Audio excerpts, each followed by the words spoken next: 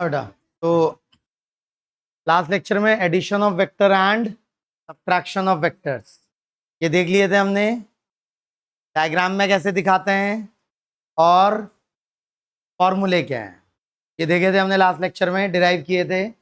बताइए कौन सा वाला अरेंजमेंट हम यूज करेंगे अपनी प्रॉब्लम सॉल्विंग में? Parallelogram law arrangement. क्या होता है पैरेललोग्राम लॉ अरेंजमेंट में? क्या खासियत होती है? टेल से टेल कनेक्टेड होती है वेक्टर की। Tail is connected to tail of vector. तो अगर मैं दो वेक्टर की टेल एक दूसरे से जोड़ के रखूंगा तो उनका एडिशन कैसे नजर आता है? A vector from tails of both the vectors to heads of both the vectors in parallelogram, angle in the vector को कट करते हुए जाता है उनका addition.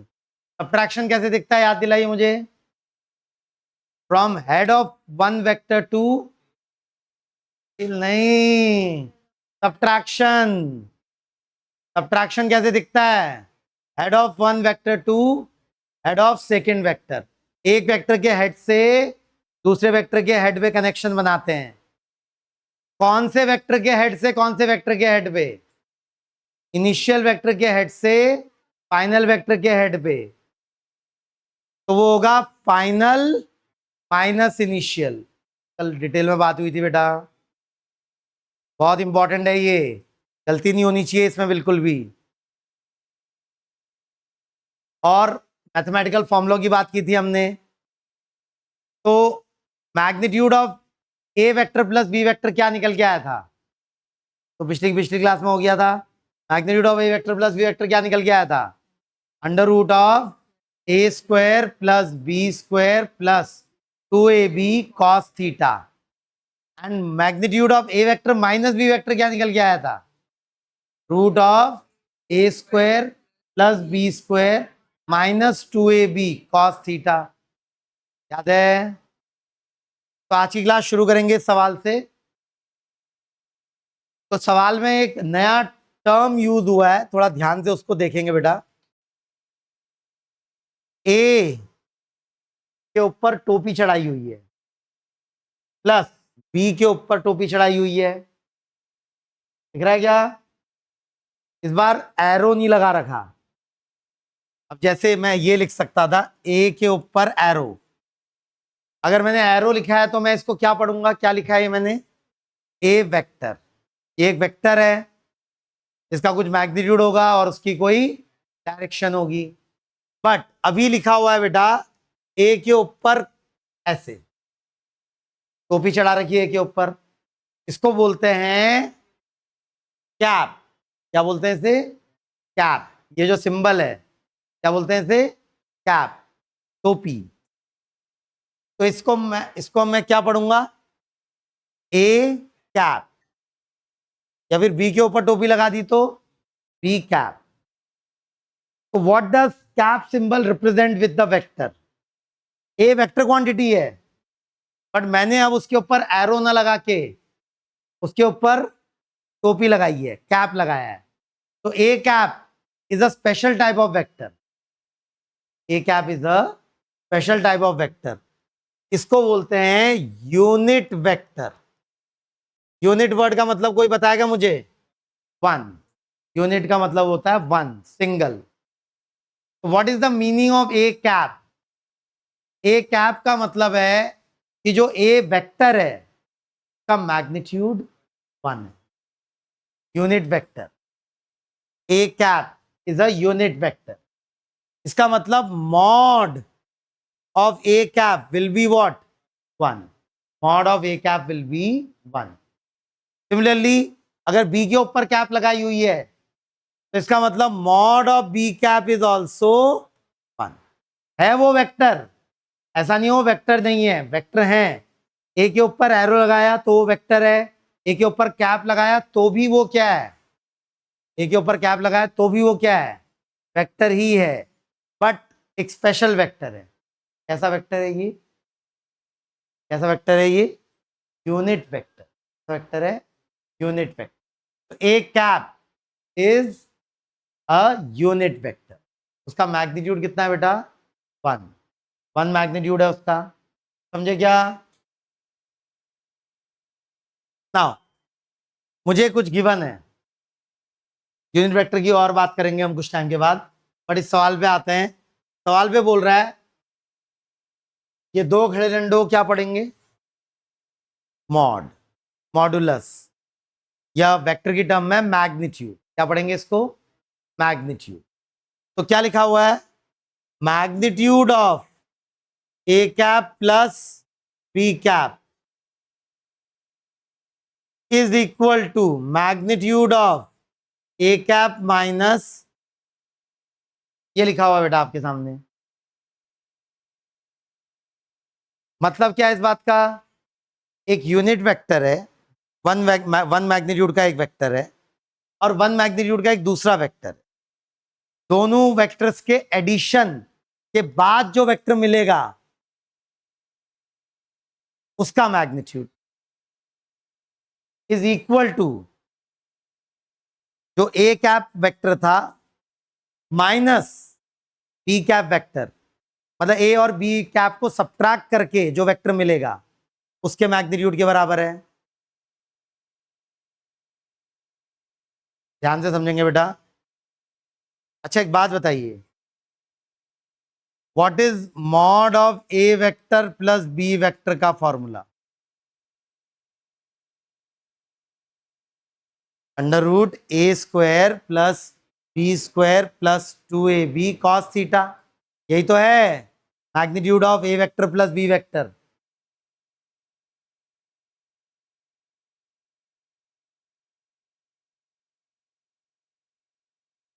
What is magnitude of a vector minus b vector? What is magnitude of a vector minus b vector? Root of a square plus b square minus 2ab cos theta।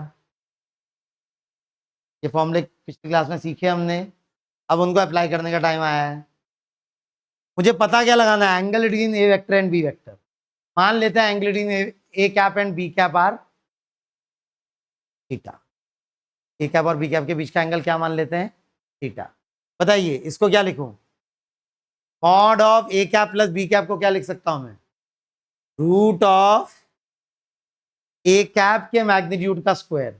What is A cap का magnitude? 1 plus B cap के magnitude का square 1 का square plus 2 times magnitude of a cap which is again 1 into magnitude of b cap which is again 1 into cos of angle between a cap and b cap should be equal to root of what is magnitude of a vector minus b vector का formula? Root of a square plus b square minus 2ab cos theta। तो बताएंगे बेटा mod of A cap minus B cap की जगह क्या लिख सकता हूं? Mod of A cap minus B cap की जगह क्या लिख सकता हूं? 1 का स्क्वायर प्लस 1 का square minus 2 times 1 into 1 into cos theta. Please फॉर्मूले अप्लाई करना सीखेंगे अब धीरे धीरे वेक्टर के।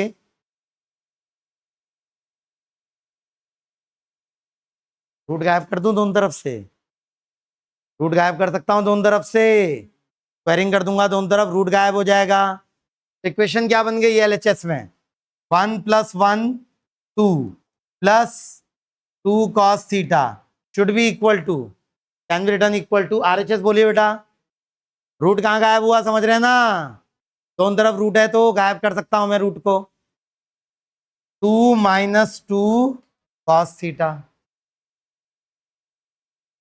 एक ही अननोन है, सिंपल इक्वेशन है। ये वाले 2 से ये वाले 2 को कट हो गया, एक तरफ लाया तो 4 cos थीटा इक्वल टू 0। 4 तो 0 हो नहीं सकता, 4 कट हो जाएगा, मतलब cos थीटा इक्वल टू 0। बताएंगे कितने एंगल के लिए cos 0 होता है? कितने एंगल के लिए cos 0 होता है? 90 degree. cos is 0 for 90 degree. तो थीटा इज व्हाट बेटा? 90। समझे क्या? ज्योमेट्री याद हुई नहीं हुई है आपको जितना याद रखने को बोला है? एंगल्स, स्पेशल एंगल्स याद हुए नहीं हुए? हाँ, बताएंगे बेटा। कॉस 60 डिग्री, हाँ। साइन 60 डिग्री, 1/√2 होता है साइन 60 डिग्री। हाँ, साइन 60 डिग्री क्या होता है? √3/2। साइन 90 डिग्री, साइन 90 डिग्री 0 होता है। साइन 90 डिग्री, साइन 90 डिग्री क्या होता है? ये भी याद नहीं किया आप लोगों ने। ये याद नहीं है तो कॉस 120 डिग्री तो पक्का याद नहीं होगा। Cos 120 degree -1/2। सेकेंड क्वाड्रेंट में कॉस इज नेगेटिव, और कॉस 120 डिग्री का मैग्नीट्यूड कॉस 60 के बराबर होता है। तो कॉस 60 इज 1/2। तो कॉस 120 डिग्री क्या हो जाता है? -1/2। कॉस 135 डिग्री बोलिए। Cos 135 degree -1/√2। Cos 150 degree, cos 150 degree -√3/2। tan 45 degree 1। सब जरूरत पड़ेगी ना बेटा हमको, सब जरूरत पड़ने वाली है। और बाकी दो स्पेशल एंगल्स 37 और 53 याद है? साइन 37 3/5। 37 53 आते ही दिमाग में ट्रायंगल बनना चाहिए 3 4 5 का। 3 के सामने वाला एंगल 37, 4 के सामने वाला एंगल 53, 5 के सामने वाला एंगल 90 डिग्री, बड़ी साइड के सामने बड़ा एंगल। बोले बेटा साइन 37 डिग्री 3/, अभी भी दिमाग में ट्रायंगल नहीं बन रहा, ट्रायंगल नहीं बन रहा दिमाग में। 3 4 5 का ट्रायंगल बनना चाहिए दिमाग में इमीडिएटली। दिमाग में नहीं बन रहा तो कॉपी में बनाइए, पर धीरे धीरे दिमाग में बनना चाहिए। Sine 37 degree is 3/5, cos 37 degree is 4/5, sine 53 degree 4/5, cos 53 degree 3/5, tan 37 degree 3/4 and cos 37 degree 4/3। tan 53, tan 37 degree 3/4, tan and tan 53 degree 4/3। ये सारे एंगल्स बाय हार्ट याद हो जाने चाहिए। कब सोच रहे हैं बेटा आप कब याद करेंगे इनको? हाँ, कब याद करेंगे इनको? कब? कोई दिन फिक्स किया आपने इनको याद करने के लिए? इस दिन याद करेंगे बैठ के? अभी तक याद क्यों नहीं हुए हैं ये? बाय हार्ट याद हो जाना चाहिए। बाय हार्ट का मतलब लिखने की भी जरूरत नहीं पड़नी चाहिए, सीधे दिमाग में आना चाहिए। 0 30 45 60 90 37 53, फिर इनके करस्पॉन्डिंग सेकेंड क्वाड्रेंट के एंगल्स।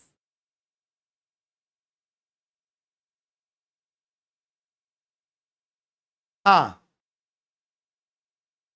इफ अब पिछली क्लास में जो कराया था मैंने, अगर वो याद होगा आपको तो इस सवाल को करने के लिए आपको पेन उठाने की भी जरूरत नहीं पड़ेगी। पिछली क्लास में कुछ कराया था, अगर वो घर जाके आपने पढ़ा, याद करने की कोशिश की, तो ये सवाल करने के लिए पेन उठाने की भी जरूरत नहीं पड़ेगी।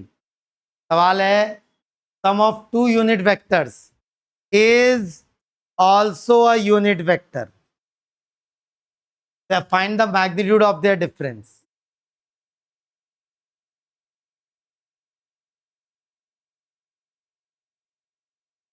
When is sum of two vectors of equal magnitude equal to the original vector magnitude? When angle between the two vectors is 120 degree. याद है? नहीं कराया ये? तीन स्पेशल केसेस दो वेक्टर हैं बराबर मैग्नीट्यूड के, ए मैग्नीट्यूड के दो वेक्टर्स हैं। अगर उनके बीच का एंगल 60 डिग्री होता है तो रिजल्टेंट का मैग्नीट्यूड कितना आता है? √3 टाइम्स। 90 डिग्री पे √2 टाइम्स और 120 डिग्री पे ए। कराया था ये, और याद रखने को बोला है। अगर ध्यान से सवाल को पढ़ना शुरू करें, if the sum of two unit vectors is also a unit vector, unit vector मतलब 1 मैग्नीट्यूड के वेक्टर, तो मेरे दो वेक्टर हैं 1 मैग्नीट्यूड के, और उनको ऐड करके जो वेक्टर मिल रहा है उसका मैग्नीट्यूड भी 1 है। ऐसा कब पॉसिबल है? जब 120 डिग्री एंगल हो उनके बीच। याद नहीं है तो डिराइव करना पड़ेगा, फिर हमको निकालना पड़ेगा फॉर्मूले से। तो भाई वो बोल रहा है ए वेक्टर है, ठीक है, और बी वेक्टर है, ठीक है, ये है C vector which is A vector plus B vector. मुझे इनके बीच का एंगल पता लगाना है थीटा। मुझे गिवन क्या है? मुझे ए वेक्टर का मैग्नीट्यूड गिवन है कितना? 1। बी वेक्टर का मैग्नीट्यूड भी कितना गिवन है? 1। और सी वेक्टर का मैग्नीट्यूड भी कितना गिवन है? 1। C vector is A vector plus B vector, C vector is A vector plus B vector. तो अगर याद नहीं है वो आपको, तो आपको निकालना पड़ेगा कि मुझे पता है mod of A vector plus B vector is equal to 1। मुझे ए वेक्टर का मैग्नीट्यूड भी पता है, बी वेक्टर का मैग्नीट्यूड भी पता है। तो सबसे पहले मुझे अननोन पता करना पड़ेगा, और अननोन क्या है यहाँ? Theta, angle between A vector and B vector. Please formula बोलिए mod of A vector plus B vector का, फॉर्मूला बोलिए पूरा। Root of A square plus B square plus 2ab cos theta, root of, बोलिए, बोलना शुरू करिए। 1 का square ना, फालतू में ए स्क्वायर की लिखो। अब मैं, मुझे पता है ए का मैग्नीट्यूड क्या है? 1। 1 का स्क्वायर प्लस 1 का square plus 2 into 1 into 1 into cos of theta should be equal to 1। क्योंकि आरएचएस में भी 1 है तो रूट गायब किया जा सकता है। स्क्वायरिंग कर दूंगा दोनों साइड, स्क्वायरिंग कर दूंगा दोनों साइड तो रूट गायब हो जाएगा। स्क्वायरिंग कर दूंगा दोनों साइड तो रूट गायब हो जाएगा। इक्वेशन क्या हो गई? 2 + 2 कॉस थीटा इक्वल टू 1। ये 2 आरएचएस में गया, -1 बन जाएगा, -2, 1 - 2 -1, तो कॉस थीटा कितना आ गया बेटा? -1/2। कितने एंगल का कॉस -1/2 होता है? 120 डिग्री। तो थीटा की वैल्यू पता चल गई, इट इज 120 डिग्री। मतलब एक्चुअली में ये एक्यूट एंगल नहीं है इनके बीच। शुरुआत में मुझे पता नहीं था तो मैंने एक्यूट ले लिया था, बट एक्चुअली में कैसा एंगल है इन दोनों वेक्टर्स के बीच? ऑब्ट्यूज। मतलब ये वेक्टर्स का डायग्राम कुछ ऐसा है, 120 डिग्री का एंगल है इन दोनों के बीच।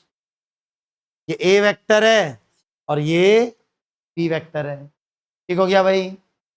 और उनके बीच का एंगल भी पता है मुझे, तो उनका मैग्नीट्यूड भी पता है मुझे। पूछ क्या रहा है मुझसे? Find the magnitude of their difference.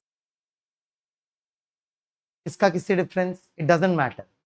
ये A vector minus B vector का मैग्नीट्यूड और B vector minus A vector का मैग्नीट्यूड सेम ही होगा। इस डायग्राम में बताइए मुझे A vector minus B vector कैसे दिखाऊंगा मैं? इस डायग्राम में A vector minus B vector कैसे दिखाऊंगा? A vector minus B vector final, तो A vector minus B vector, minus के बाद वाला इनिशियल है, तो बी के हेड से स्टार्ट करूंगा और ए के हेड पे जाऊंगा। ये वाला वेक्टर क्या है?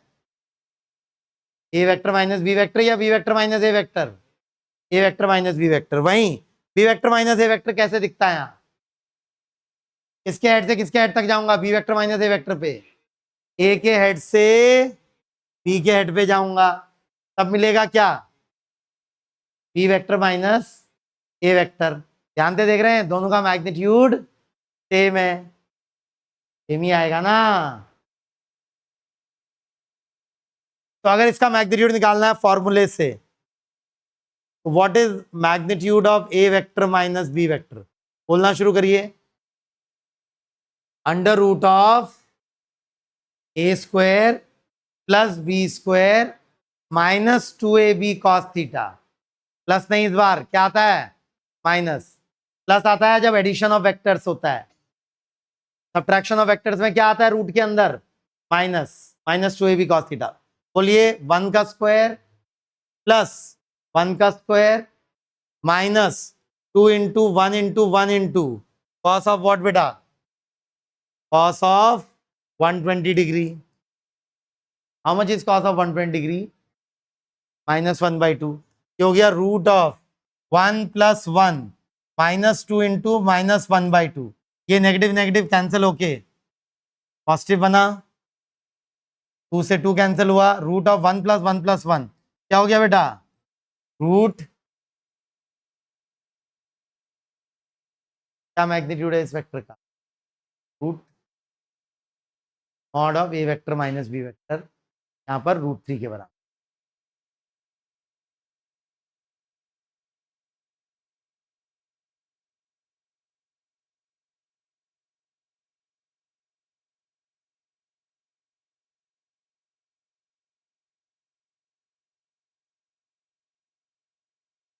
बढ़ो आगे, आगे बढ़ो।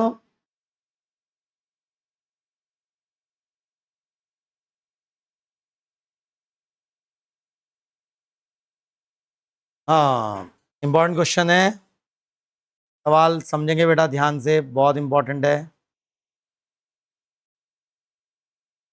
A particle is moving with velocity v vector towards northward direction, changes its direction and moves towards eastward with same speed. Find the change in velocity. Change in what? Velocity. Velocity is a vector quantity. Speed is a scalar quantity. सुने हैं दोनों आपने, पहले detail में पढ़ेंगे kinematics में, but पहले से भी सुने आपने स्पीड और वेलोसिटी।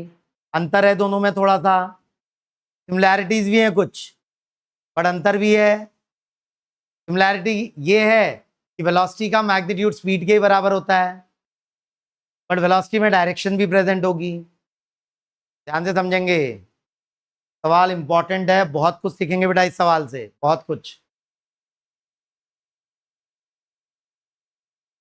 तो बोल रहा है particle is moving with velocity v vector towards northward direction.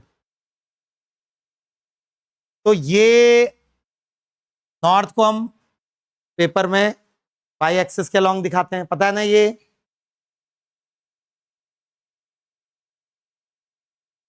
तो ये इनिशियल वेलोसिटी है, दिस इज इनिशियल वेलोसिटी। ठीक हो गया। फिर वो बोल रहा है it changes its direction and moves towards eastward. बेटा डायरेक्शन ये नॉर्थ, ये साउथ, राइट की डायरेक्शन ईस्ट, और ये पता है ना ये सबको, जनरल नॉलेज है तो, नॉर्थ साउथ ईस्ट वेस्ट। तो पेपर में जब आप ड्रॉ कर रहे हैं, ऊपर से ड्रॉ कर रहे हैं पेपर में, तो आपके राइट हैंड साइड में क्या है? ईस्ट। लेफ्ट हैंड साइड में क्या है? वेस्ट। आपके आगे की तरफ को क्या है? नॉर्थ, और पीछे की तरफ को साउथ। ठीक है।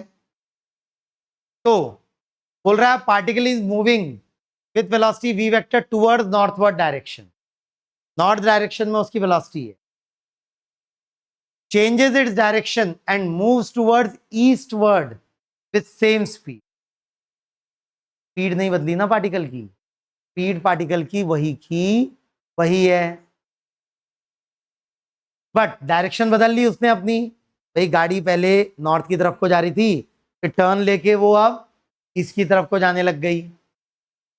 अब एक तरीका ये है मैं ईस्ट ऐसे दिखाऊं फाइनल वेलोसिटी को, बट अगर मैं फाइनल वेलोसिटी को ऐसे दिखाऊंगा तो मैं किस अरेंजमेंट में अरेंज कर रहा हूं इन वेक्टर्स को? Triangle law. हमें ट्रायंगल लॉ से ज्यादा पसंद क्या है? Parallelogram law. क्यों पसंद है हमें पैरेललोग्राम लॉ ज्यादा? क्योंकि उसमें एडिशन सब्ट्रैक्शन दोनों दिखते हैं वेक्टर के इजीली। ट्रायंगल में एडिशन तो दिख जाता है पर सब्ट्रैक्शन देखने में मेहनत लगती है। इसलिए जब जब भी हमारे हाथ में है तो हम कौन से लॉ का यूज करेंगे बेटा? ट्रायंगल लॉ या पैरेललोग्राम लॉ? Parallelogram law. तो आपके हाथ में है तो पैरेललोग्राम लॉ अरेंजमेंट में अरेंज करिए वेक्टर्स। तो वी फाइनल वेक्टर को यहां ना दिखा के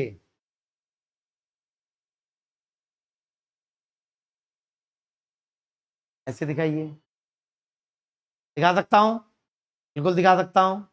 पैरेलली शिफ्ट कर सकता हूं वेक्टर को कि भाई जैसे ये रोड थी, ये रोड थी, नॉर्थ की से ईस्ट को जाने लग गई ये रोड। तो आपकी गाड़ी पहले नॉर्थ डायरेक्शन में मूव कर रही थी 20 स्पीड से फॉर एग्जांपल, फिर आपने टर्न लिया और टर्न लेके अब आप ईस्ट डायरेक्शन में मूव करने लग गए सेम वी वेलोसिटी से, सेम वी स्पीड से। स्पीड सेम है बट वेलोसिटी सेम नहीं है। तो मैं इसको दिखाऊंगा with the help of parallelogram law. Initial velocity vector मैंने नॉर्थ साइड को ड्रॉ किया, तो फाइनल वेलोसिटी वेक्टर में किस तरफ को ड्रॉ करूंगा बेटा? Final velocity vector, final velocity vector किस तरफ को ड्रॉ करूंगा? East side. ये समझ रहे हैं क्या? ईस्ट साइड को ड्रॉ करूंगा फाइनल वेलोसिटी वेक्टर। अब मुझे पता क्या लगाना है? क्या मुझे इन दोनों वेक्टर्स का एडिशन पता लगाना है? नहीं, मुझे क्या पता लगाना है? Change. And the word change means final minus initial. क्या फाइनल माइनस क्या इनिशियल? इस सवाल में final velocity minus initial velocity पता लगानी है मुझे। तो चेंज इन वेलोसिटी को हम लिखेंगे बेटा डेल्टा वी। क्या लिखते हैं सिंबल? चेंज के लिए क्या सिंबल यूज होता है? डेल्टा। ये ट्रायंगल का सिंबल समझ रहे हैं? क्या पढ़ते हैं इसको? डेल्टा। तो ये हो गया डेल्टा वी वेक्टर, मतलब चेंज इन वेलोसिटी, वो भी एक वेक्टर ही होगी, will be equal to final velocity vector minus initial velocity vector. ठीक है? तो क्या इस डायग्राम में आप मुझे बता सकते हैं, अब दोनों का मैग्नीट्यूड सेम है, स्पीड चेंज नहीं हुई ना, इसका मैग्नीट्यूड भी v है और इसका मैग्नीट्यूड भी v है। ठीक है? मुझे पता लगाना है change in velocity, change in velocity मतलब v final vector minus v initial vector. क्या नजर आ रहा है आपको इस डायग्राम में? ड्रॉ करके दिखाइए मुझे, ड्रॉ करके दिखाइए v final minus v initial इस डायग्राम में। v final minus v initial draw करिए बेटा। v final minus v initial, v final vector minus v initial vector. अब जो मैं सिखाना चाह रहा हूं बेटा वो नहीं सीख रहे हैं आप, ये गलत है,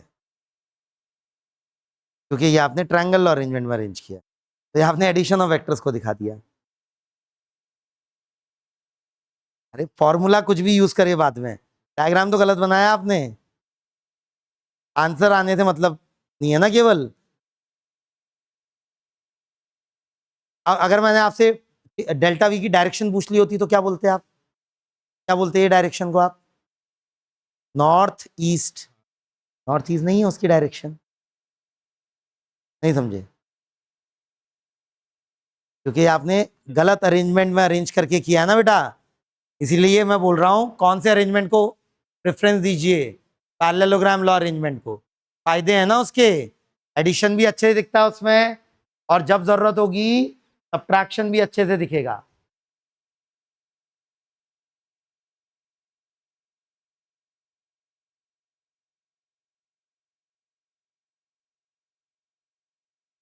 क्या कल का लेक्चर नहीं पता तो आज का गायब हो जाएगा सब कुछ। हाँ।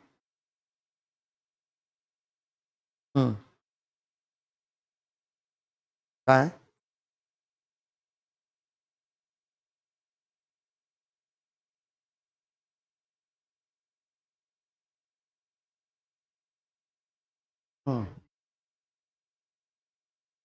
बेटा जैसे सिखाया जा रहा है प्लीज उसको फॉलो करने की कोशिश करिए।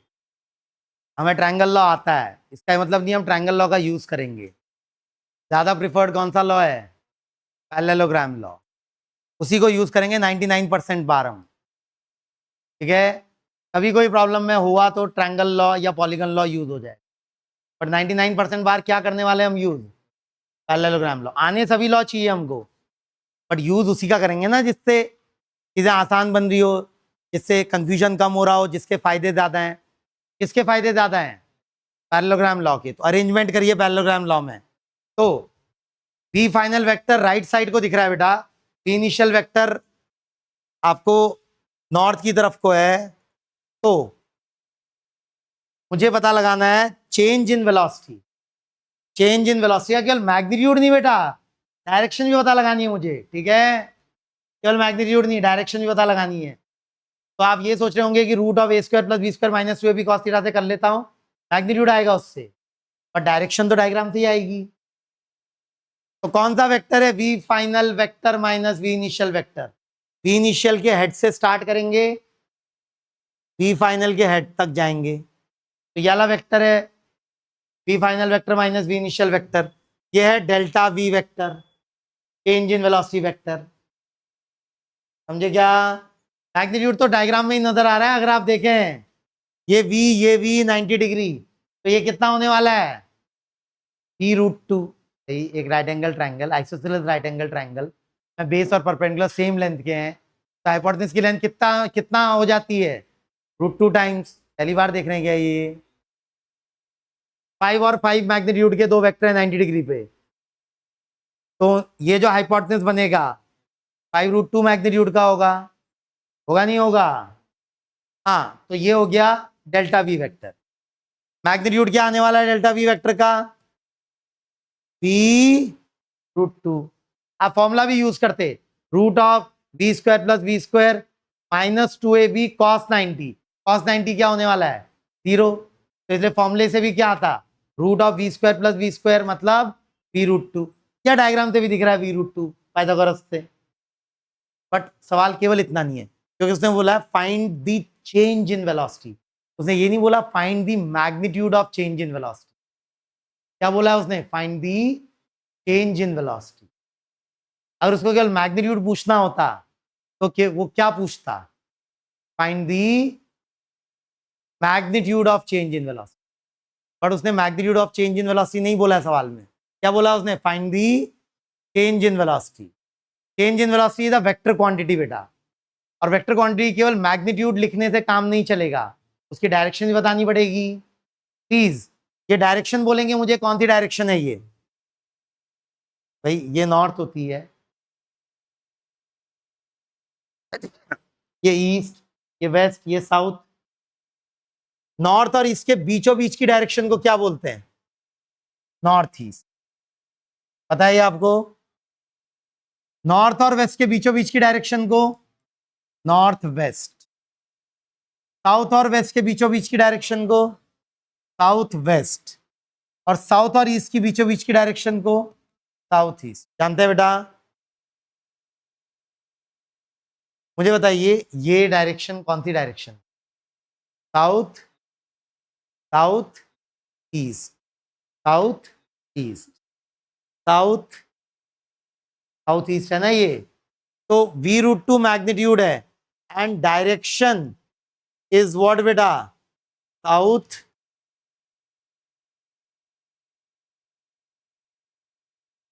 समझे क्या? समझे? अब मैं कुछ इंपॉर्टेंट कराने जा रहा हूं इसी सवाल के साथ, ध्यान से सुनेंगे। वर्ड्स का खेल है और सवालों में वो पूछ के कंफ्यूज करता है बहुत बार। मैं दो फ्रेज लिखने जा रहा हूं आपके सामने, दो फ्रेज। ठीक है, दोनों फ्रेज के बारे में बताएंगे मुझे इस सवाल के रिस्पेक्ट। पहला है मैग्नीट्यूड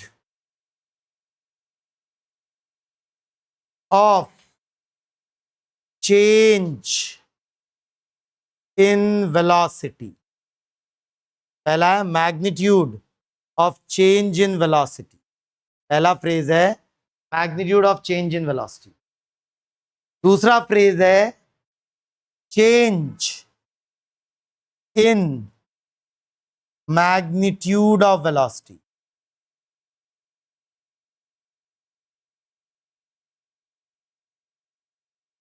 क्या दोनों बातें एक ही हैं? क्या दोनों बात सेम बात है बेटा? हाँ, अरे एक ही वर्ड, तो ये वर्ड यहां गया, ये वर्ड यहां चला गया, तो क्या बात सेम रही? नहीं, बिल्कुल बदल गई। कौन सी चीज क्या पूछ रही है ये समझेंगे। Magnitude of change in velocity, change in velocity is a vector quantity, उसका मैग्नीट्यूड पूछा है। बताएंगे सवाल के रिस्पेक्ट में what is magnitude of change in velocity? v√2। तो ये वाला पहला वाला है v√2 इस सवाल के रिस्पेक्ट में। दूसरी चीज मैं पूछ रहा हूं change in magnitude of velocity, change in magnitude of velocity. Magnitude of velocity is a scalar quantity, समझेंगे। Velocity is a vector quantity but magnitude of velocity is a scalar quantity. तो change in magnitude of velocity कितना था पहले? Magnitude of velocity v, बाद में भी कितना है v, तो चेंज कितना आ गया?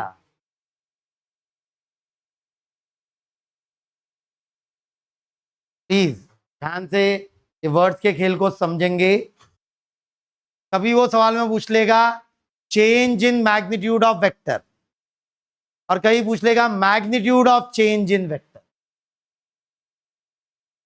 किसी वेक्टर के बारे में पूछ सकता है ना, जैसे यहां वेलोसिटी वेक्टर की बात हो रही है। Magnitude of change in velocity को लिखेंगे कैसे? लिखेंगे तो और क्लैरिटी आएगी, थोड़ा ध्यान से मैथमेटिक्स में कैसे लिखेंगे, इसको कैसे लिखूंगा मैथमेटिक्स में। Magnitude of change in velocity, कोई बताएगा मुझे? अगर initial velocity vector V I vector है, final velocity vector V F vector है, और मैग्नीट्यूड को मॉड सिंबल से रिप्रेजेंट करते हैं हम, कोई मुझे बताएगा लिख के magnitude of change in velocity को कैसे लिखूंगा और change in magnitude of velocity को कैसे लिखूंगा? क्या दोनों को सेम ही तरीके से लिखूंगा मैथमेटिकली? लिख के दिखाइए मुझे, magnitude of change in velocity को लिख के दिखाइए मैथमेटिकली। समझ रहे हैं क्या लिखने को बोल रहा हूं? वी आई और वी एफ की टर्म्स में लिख के दिखाइए।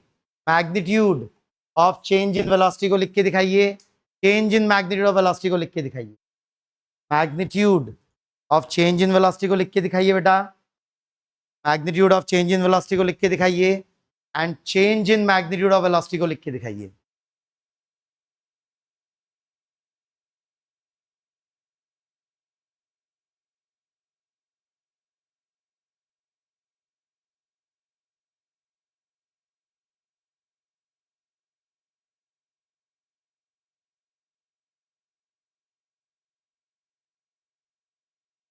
Magnitude of change in velocity को मैथमेटिकली लिख के दिखाइए, वर्ड्स में नहीं, मैथमेटिक्स में लिख। समझ रहे हैं क्या पूछ रहा हूं? Magnitude of change in velocity तो कैसे लिखेंगे mathematically? V I vector initial velocity है, V F vector final velocity है, मैग्नीट्यूड को मॉड सिंबल से रिप्रेजेंट।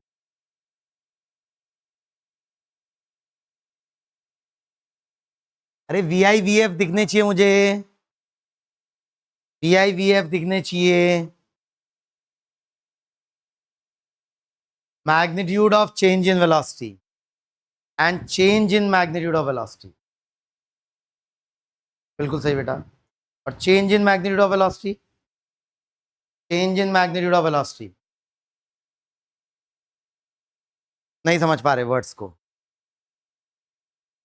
समझ में आ रहा है पर लिख नहीं पा रहे उसको, वही तो खेल है।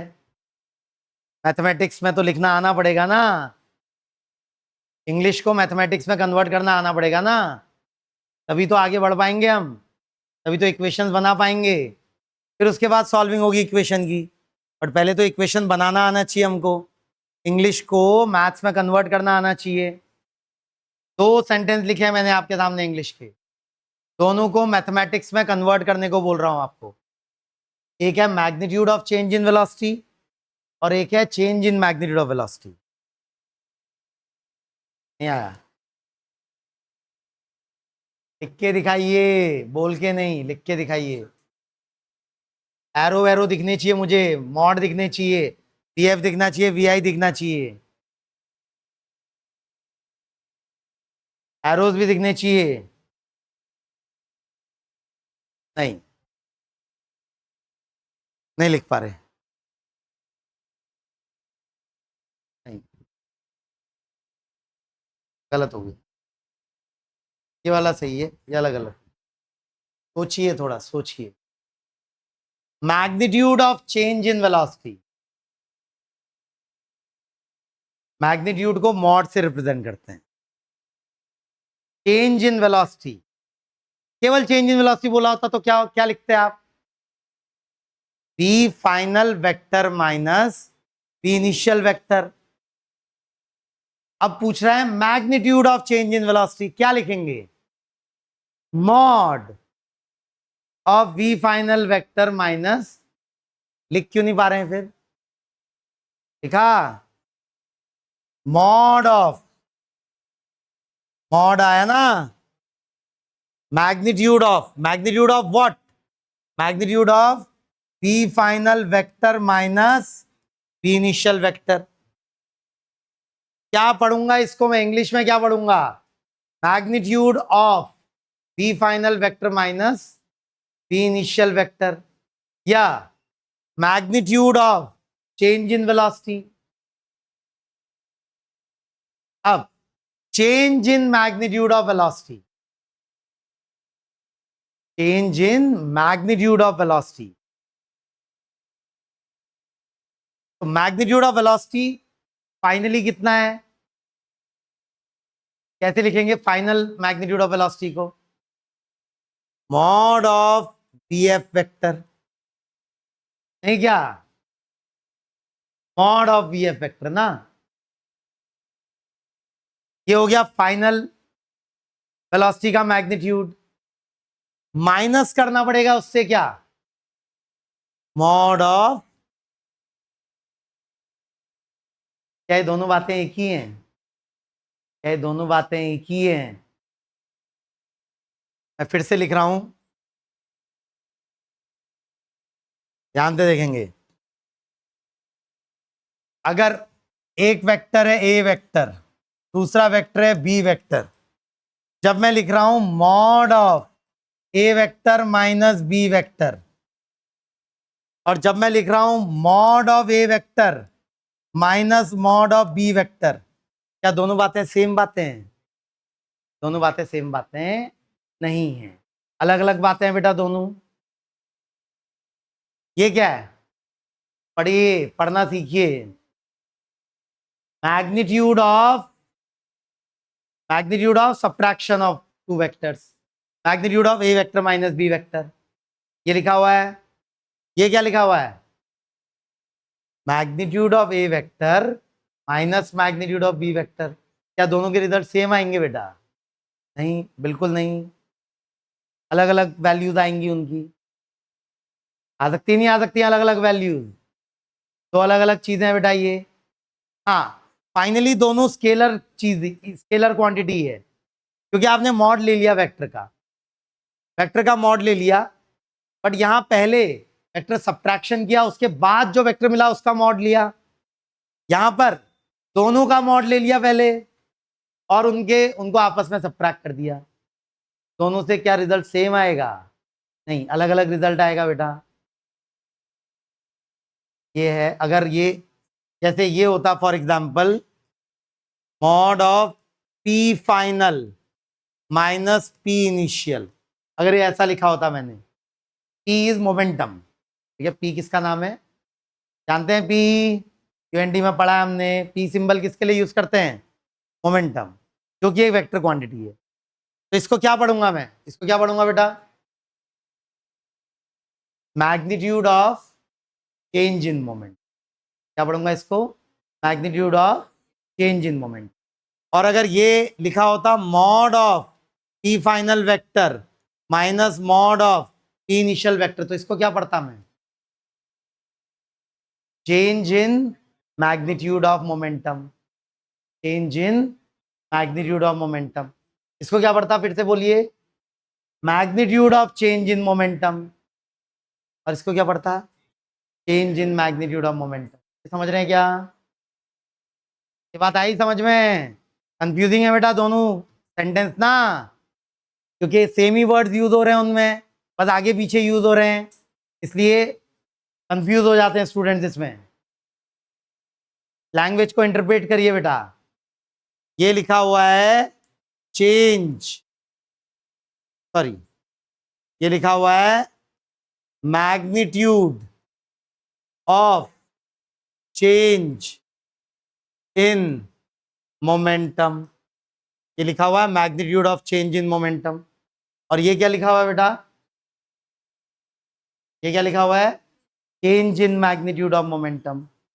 Change in magnitude of momentum.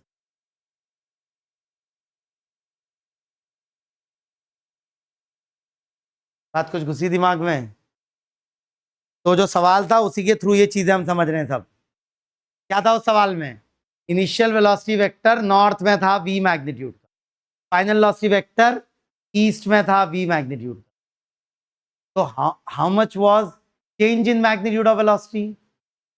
Change in magnitude of velocity कितना था उस सवाल में? 0। Change in magnitude of velocity was 0 and magnitude of change in velocity was v√2। नहीं क्या? थोड़ा ध्यान से इंग्लिश सुनिए, इंग्लिश सेंटेंस को फ्रेम करना आना चाहिए।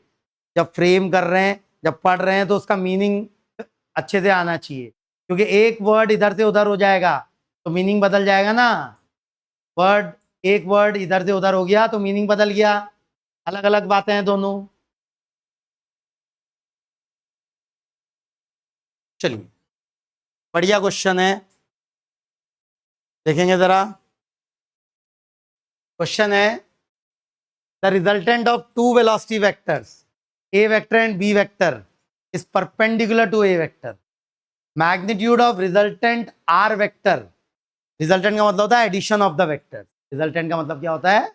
Addition of the vector. Change का मतलब होता है, चेंज का मतलब होता है सब्ट्रैक्शन ऑफ वेक्टर्स, और रिजल्टेंट का मतलब क्या होता है बेटा? Addition of vector. तो बोल रहा है दो वेक्टर है, A vector and B vector, A and B vector, resultant of two vector A vector and B vector is perpendicular to A vector, and magnitude of resultant r vector is equal to half of magnitude of b vector. Find the angle between a vector and b vector. बेटा इस सवाल को करने के दो तरीके हैं, लंबा तरीका, छोटा तरीका। लंबा तरीका है अगर आप एल्जेब्रा में जाएं, अगर आप डायग्राम ना बनाएं, और छोटा तरीका अगर आप डायग्राम बनाएं अच्छे से। डायग्राम बनाने से हमारी मेहनत थोड़ा बचेगी, इक्वेशन सॉल्विंग बचेगी। दोनों तरीकों से करके दिखा रहा हूं, दोनों तरीकों से करेंगे हम अभी फिलहाल, ताकि हमको इंपॉर्टेंस समझ में आए वेक्टर में डायग्राम बनाने की। बिना डायग्राम बनाए भी हो सकती है प्रॉब्लम वेक्टर में, पर डायग्राम बना के बहुत बार सोल्यूशन की लेंथ में कमी आ जाती है। तो बोल रहा है resultant of two vector A vector and B vector is perpendicular to A vector, तो मतलब R vector is perpendicular to A vector given है मुझे, and magnitude of R vector is half the magnitude of B vector, ये given है मुझे। ठीक है, अब मैं बार बार ये मॉड और एरो नहीं दिखाऊंगा मैग्नीट्यूड के लिए, मैं सीधे ये भी लिख सकता हूं कि r इज b/2। अगर मैंने मॉड भी नहीं दिखाया और एरो भी नहीं दिखाया, केवल अल्फाबेट दिखाया, तो इसका ऑटोमेटिकली मतलब होता है मैं किसकी बात कर रहा हूँ? मैं मैग्नीट्यूड की बात कर रहा हूँ। समझ रहे हैं? r के ऊपर एरो दिखाया है मतलब मैं वेक्टर बोल रहा हूँ, आर के ऊपर एरो दिखा के डंडे लगाए दो तो मैं मैग्नीट्यूड ऑफ वेक्टर की बात कर रहा हूँ। ना मैंने डंडे लगाए ना मैंने एरो दिखाया, केवल अल्फाबेट दिखाया है, तो मतलब मैं तब भी मैग्नीट्यूड की बात कर रहा हूं, ठीक है। तो आर दे रखा है b/2, ठीक है, और R is perpendicular to A vector, ये भी दे रखा है। तो पहले आर इजिकल टू b/2 को अलजेब्रा में कन्वर्ट करें। रिजल्टेंट वेक्टर होता है root of magnitude of A vector का square plus magnitude of B vector का square plus 2 times magnitude of B into cos of angle between them. याद है, मुझे ए और बी के बीच का एंगल नहीं पता, पता करूंगा तो चीजें आसान हो जाएंगी। आर की जगह क्या लिख दूं, आर की जगह क्या लिख दूं, बोलिए बेटा। रूट ऑफ, बोलना शुरू करिए, A square plus B square plus 2ab cos theta should be equal to what बेटा, b/2। इक्वेशन ये आ गई। स्क्वायरिंग कर देता हूं रूट को गायब करने के लिए और अरेंज कर लेता हूं। तो ये आ गया A square plus B square plus 2ab cos theta is equal to b²/4, ठीक है। थोड़ा b² को एक तरफ ले आता हूं, तो b² माइनस b²/4, तो a square plus 3b²/4 plus 2ab cos theta equal to 0, ठीक हो गया। एक इक्वेशन ये मिल गई हमको। ये हमें मिली इस इंफॉर्मेशन से कि रिजल्टेंट का magnitude was half of magnitude of B, ये गिवन था हमें, उससे ये इक्वेशन मिली बेटा। बट अभी भी ए का मैग्नीट्यूड, बी का मैग्नीट्यूड, आर का मैग्नीट्यूड, थीटा, ये सभी अननोन है अभी भी। तो अब इस इंफॉर्मेशन का यूज करते हैं। एक इंफॉर्मेशन मुझे क्या दे रखी है पहले से कि resultant of A vector and B vector is perpendicular to A vector. मतलब इसका मतलब हुआ angle between R vector and A vector is 90 degree, ठीक है। अब एक फॉर्मूला हमने पढ़ा था, angle between C vector and A vector. C vector था A vector plus B vector, tan alpha, याद है। इसको मैं अल्फा बोल रहा हूं। Angle between resultant of vector and first vector, उसको अल्फा नाम दे रहा हूं मैं। तो मैंने फॉर्मूला पढ़ा था tan alpha can be written equal to B sine theta upon A plus B cos theta. और अल्फा की वैल्यू क्या दे रखी है मुझे, 90 डिग्री। अल्फा की वैल्यू क्या दे रखी है, 90 डिग्री। और 90 डिग्री हो जाता है इन्फिनिटी को अप्रोच करने लगता है, पता है, tan 90 इन्फिनिटी को अप्रोच करने लगता है। तो ये इन्फिनिटी कब होगा, जब न्यूमरेटर तो इन्फिनिटी नहीं पहुंचने वाला, जब डिनोमिनेटर किस वैल्यू को अप्रोच करेगा, 0। मतलब 90 डिग्री एंगल होने के लिए रिजल्टेंट और ए वेक्टर के बीच इसका डिनोमिनेटर 0 हो जाना चाहिए। डिनोमिनेटर को 0 कर देता हूं बेटा। डिनोमिनेटर को 0 करना मतलब a plus B cos theta को 0 कर देता हूं।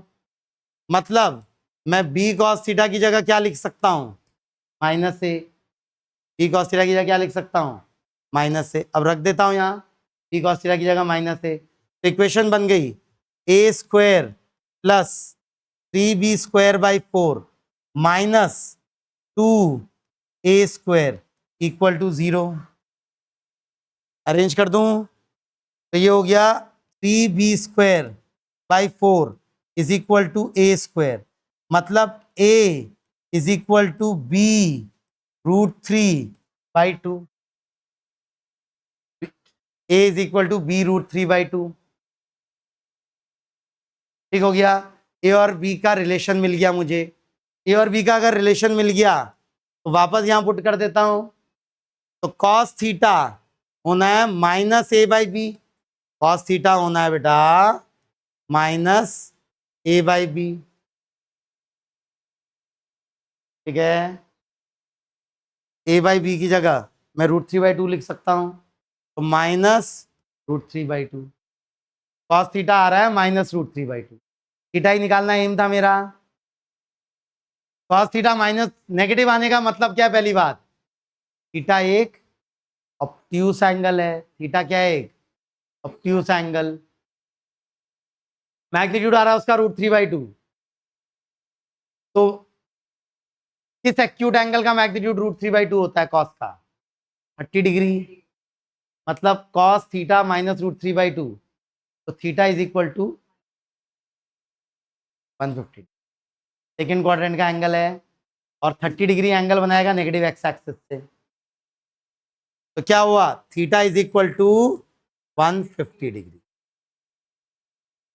अब ये था लंबा तरीका। इस तरीके में हमने कोई डायग्राम ड्रॉ नहीं किया, कोई डायग्राम ड्रॉ करने की जरूरत नहीं समझी हमने। हम सीधे सीधे फॉर्मूलों का यूज करते हुए आगे बढ़ते गए। तो फॉर्मूले हमने रट्टा मारे हैं कि रिजल्टेंट ऑफ टू वेक्टर्स का फॉर्मूला होता है, उसके मैग्नीट्यूड का फॉर्मूला होता है √a² + b² + 2ab cos theta, और angle between first vector and resultant vector tan alpha is equal to b sin theta upon a + b cos theta. केवल इसका यूज किया बेटा हमने, देख रहे हैं क्या? लेकिन अगर आप थोड़ा दिमाग लगाते तो आपको इतनी मेहनत नहीं करनी पड़ती। अगर आप इसी में आप थोड़ा डायग्राम ड्रॉ करने की कोशिश करते। हमने क्या बोल रहा है वो, resultant of two velocity vectors, हमेशा मैं पैरेललोग्राम लॉ का यूज करूंगा, ठीक है? तो सारे वेक्टर्स की टेल रखनी है मुझे एक जगह पे, सारे वेक्टर्स की टेल एक जगह पे रखनी है। पैरेललोग्राम लॉ यही बोलता है।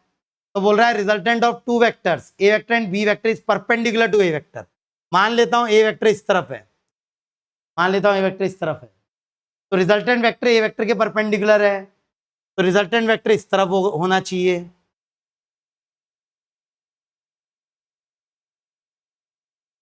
Resultant vector is A vector plus B vector, तो बी वेक्टर क्या इस तरफ हो सकता है? क्या बी वेक्टर इस तरफ हो सकता है? बी वेक्टर इस तरफ हो सकता है, इस तरफ हो सकता है बी वेक्टर, आर वेक्टर के लेफ्ट साइड को। क्यों भाई आर वेक्टर के लेफ्ट साइड को ही क्यों हो सकता है? क्योंकि रिजल्टेंट वेक्टर जो है वो दोनों वेक्टर्स के एंगल को कट करके जाना चाहिए। अगर आपने बी वेक्टर इधर को ड्रॉ कर दिया तो इनके बीच का एंगल ये हो गया, आर वेक्टर इसको कट करके नहीं जा रहा है, तो इसलिए बी वेक्टर पक्का, बी वेक्टर पक्का आर वेक्टर के लेफ्ट में कहीं होना चाहिए। ये समझ रहे हैं क्या बेटा? होना चाहिए, तभी ए वेक्टर और बी वेक्टर के बीच के एंगल को आर वेक्टर कट करते हुए जाएगा। ये दिख रहा है क्या? तो ये डायग्राम बना, ये 90 डिग्री एंगल है ना, मुझे ये थीटा पता लगाना है, ये तो थीटा पता लगाना है मुझे। अब वो बोल रहा है magnitude of resultant vector is equal to half of magnitude of B vector. मतलब आर की वैल्यू मुझे दी हुई है b/2, दे रखिए भाई अच्छे से b/2 आर की वैल्यू।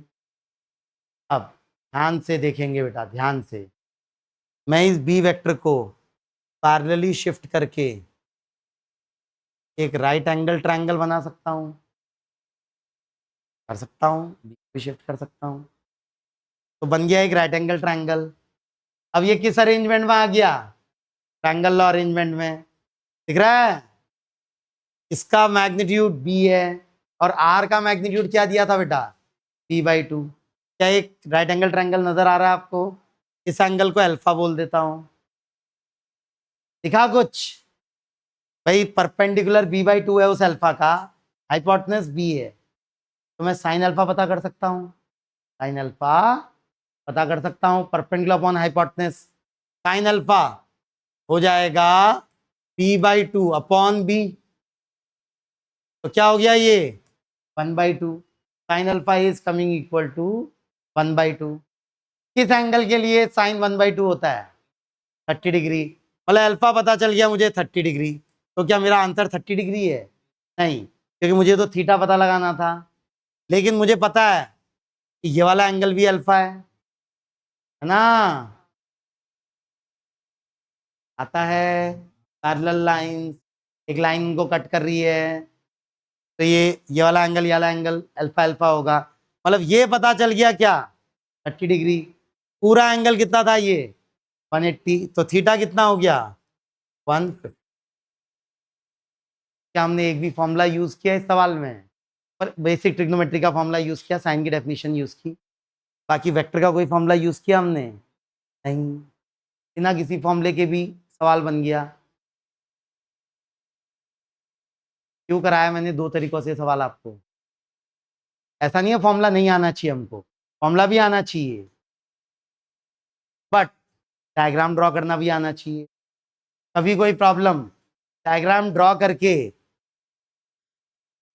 ज़्यादा इजीली हो सकती है, कम टाइम में हो सकती है कंपेयर टू फॉर्मूले के। जैसे दोनों चीज़ें आनी चाहिए, फॉर्मूला भी आना चाहिए एंड डायग्राम ड्रॉ करना भी आना चाहिए वेक्टर का। क्लियर है बेटा? बहुत इंपॉर्टेंट प्रॉब्लम है, घर जाके फिर से अटेम्प्ट करिए बिना सोल्यूशन देखे, और दोनों तरीकों से करिए, दोनों तरीकों से करिए। डायग्राम भी ड्रॉ करके आना चाहिए and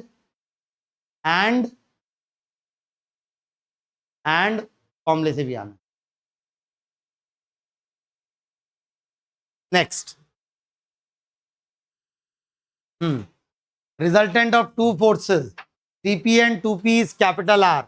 If the first force is doubled keeping the same direction, then the resultant is also doubled. Find the angle between two forces. हाँ, अब ये सवाल मैं डायग्राम भी ड्रॉ करेंगे हम, फिर फॉर्मूला का भी यूज करेंगे। तो बोल रहा है एक फोर्स एक वेक्टर क्वांटिटी है, मान लेते हैं ये 3P मैग्नीट्यूड की फोर्स है, फिर ये 2P मैग्नीट्यूड की फोर्स है, तो ये कुछ R मैग्नीट्यूड की फोर्स हो गई, इनका रिजल्टेंट। मुझे 3P और 2P के बीच का एंगल पता करना है ना। 3P मैग्नीट्यूड की पहली फोर्स, 2P मैग्नीट्यूड की दूसरी force, R is the magnitude of addition of two forces, resultant of two forces. बोल रहा है if the first force is double, double का मतलब मैग्नीट्यूड दो गुना कर देना, तो पहली फोर्स को डबल कर दिया, मतलब पहली फोर्स कितनी हो गई, कितने मैग्नीट्यूड की हो गई अब, 6P।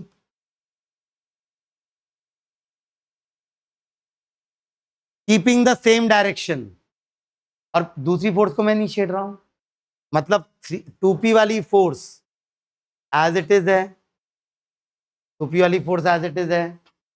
अगर उनके बीच का एंगल थीटा था पहले, अभी भी एंगल क्या उनके बीच का, थीटा, इनका रिजल्टेंट उसी डायरेक्शन में होगा, मतलब क्या रिजल्टेंट अभी भी वही आएगा जो पहले आ रहा था।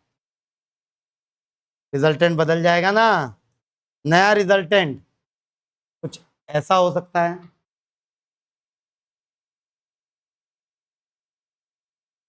क्या यूज कर रहा हूं मैं बार बार ड्राइंग में, पैरेललोग्राम लॉ का, देख रहे हैं क्या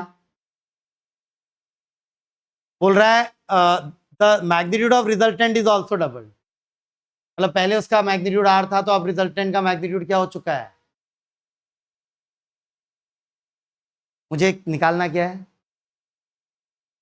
अब यहाँ डायग्राम तो बनाया हमने, बट केवल डायग्राम बना के काम नहीं चल पाएगा। यहाँ अब हमको अलजेब्रा में जाना ही पड़ेगा, फॉर्मूला में जाना ही पड़ेगा। बोलिए पहले डायग्राम का फॉर्मूला बोलिए, आर को क्या लिखा जा सकता है, R can be written equal to, बोलना शुरू करिए, R can be written equal to root of, बोलिए 2P का स्क्वायर, कितना होता है 2P का स्क्वायर, 2P स्क्वायर नहीं 4P स्क्वायर, भाई 2P का होल स्क्वायर ना, प्लस 3P का whole square 9P square, A square plus B square plus 2AP cos theta. ये हो गया बेटा आर। रूट हमें पसंद नहीं है, रूट ना लिखता मैं पहले से, तो मुझे क्या लिखना चाहिए था LHS में, आर स्क्वायर। पहली इक्वेशन आ गई बेटा, दूसरी इक्वेशन बोलेंगे प्लीज, अब रूट मत लिखिए, ठीक है, शुरुआत से ही रूट नहीं लिख रहा हूं, बोलना शुरू करिए दूसरी इक्वेशन ध्यान से।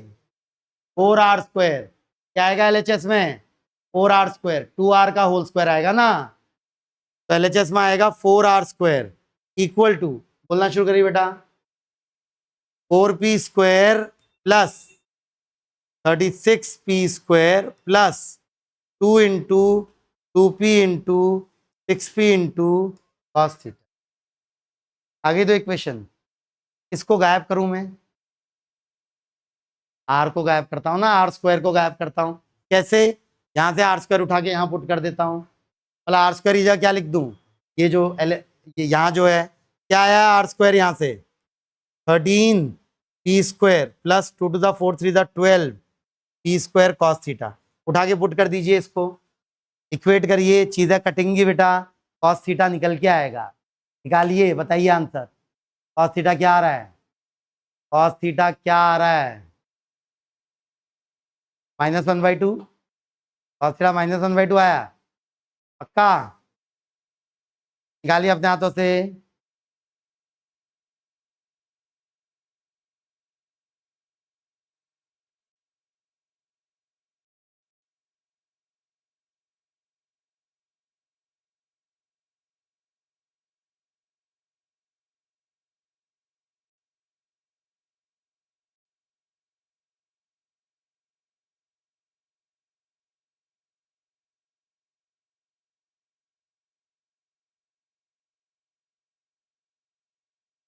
आया? आया? कॉस थीटा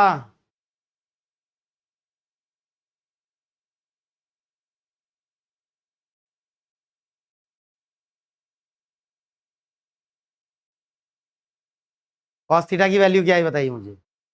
1/2 प्लस 1/2 आई तो 30 डिग्री होता है। कॉस थीटा 1/2 कितने थीटा के लिए होता है? कॉस थीटा 1/2 कितने थीटा के लिए होता है? 30 डिग्री। एक अगर कॉस थीटा पॉजिटिव आ रहा है, आप सेकंड क्वाड्रेंट सोच भी कह सकते हैं। कॉस थीटा अगर पॉजिटिव आ रहा है मतलब एंगल कौन से क्वाड्रेंट में बेटा? फर्स्ट क्वाड्रेंट में है ना।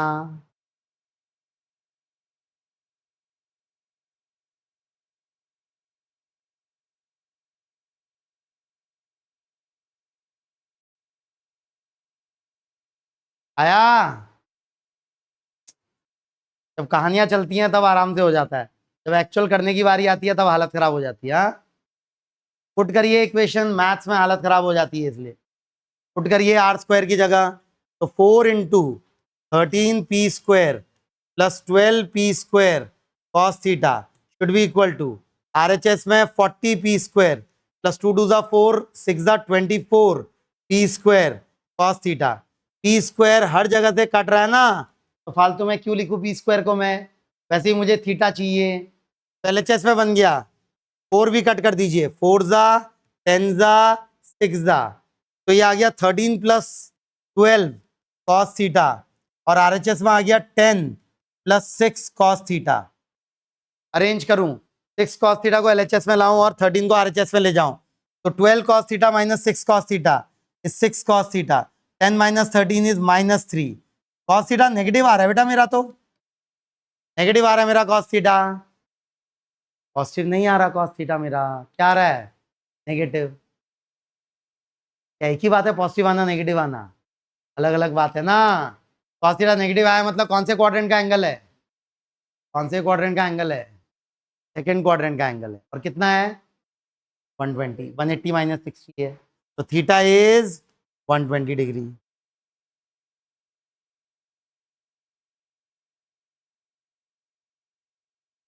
बेटा अब जाके असली फिजिक्स स्टार्ट हुई है, अभी तक तो मजाक चल रहा था ना सब कुछ, 10th क्लास की चीजें चल रही थी ना अभी तक। ये भी वैसे 10th क्लास की चीज है वेक्टर के अलावा, ये तो 10th क्लास का ही है। इक्वेशन हैंडलिंग, इक्वेशन हैंडलिंग तो 10th क्लास में भी करते हैं ना। कल शुरू करेंगे कंपोनेंट ऑफ वेक्टर्स।